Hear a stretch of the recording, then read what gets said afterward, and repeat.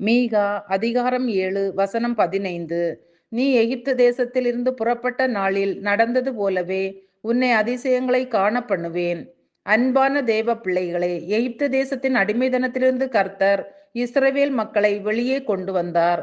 நிறைய அதிசயங்களை அவர்கள் வாழ்வில் செய்தார். செங்கடலை இரண்டாக பிளந்து வெட்டாந்தரையில் அவர்களை நடக்கச் செய்தார். எகிப்தின் சேனைகள் இஸ்ரவேல் ஜனங்களை பின்னாலே துரத்தி வந்தார்கள். தேவன் எகிப்தின் சேனைகளை சிவந்த சமுத்திரத்தில் கவிழ்த்து போட்டு முற்றிலும் அவர்களை அழித்து போட்டார். இஸ்ரவேல் ஜனங்கள் தாகமாய் இருக்கிறது என்று சொன்னபோது பாறையிலிருந்து தண்ணீரை புறப்பட பண்ணினார். சாப்பிடுவதற்கு என்ன செய்வது, வனாந்தரத்தில் ஒன்றுமே இல்லையே என்ற போது வானத்திலிருந்து மன்னாவை பொழியச் செய்தார். தண்ணீர் கசப்பாக இருக்கிறது என்று சொன்னபோது அந்த தண்ணீரை மதுரமாக மாற்றினார். எவ்வளவு அதிசயம் பாருங்கள். அன்பானவர்களே, நம் வாழ்க்கையிலும் செங்கடல் போன்ற தடைகள் காணப்படுகிறதா? இன்றே அந்த தடைகள் மாறி வழி திறக்கப் போகிறது. பிசாசு நம்மை அழிக்கும்படி பின்தொடர்ந்து வருகிறான் என்றால் கவலைப்படாதீர்கள்.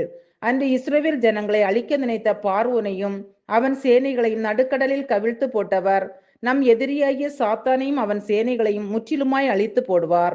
அவர்கள் காணாமல் போய்விடுவார்கள், இல்லாமலே போய்விடுவார்கள்.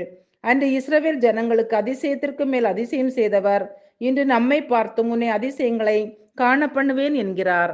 நம் குடும்பத்தில், நம் தொழிலில், நம் சபைகளில் அதிசயங்களை காண பண்ணுவார். பிரியமானவர்களே, நாம் ஒவ்வொருவரும் உன்னை அதிசயங்களை காண பண்ணுவேன் என்று சொன்ன வாக்குத்தத்தங்களை விசுவாசிக்க வேண்டும். நீ விசுவாசித்தால் தேவ மகிமை காண்பாய் என்ற வேத வசனத்தின்படி நாம் நம் முழு மனதோடு விசுவாசிக்க வேண்டும். நாம் எதற்காக கலங்கி நிற்கிறோமோ, எதை எதிர்பார்த்திருக்கிறோமோ அந்த காரியங்களில் இன்று அதிசயம் நடக்கப் போகிறது. ஜெபிப்போம். அன்பின் பரலோக பிதாவே, இந்த நாளுக்காகவும் இந்த சத்தத்தை கேட்கிற ஒவ்வொருவருக்காகவும் உமக்கு நன்றி அப்பா.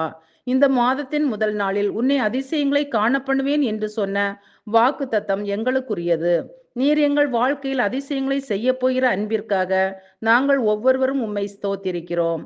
இயேசுவின் நாமத்தில் பிதாவே, ஆமேன். அதிசயம் காண செய்தீர், அற்புதம் கண்டிடுவார். அதிசயம் காண செய்தீர்.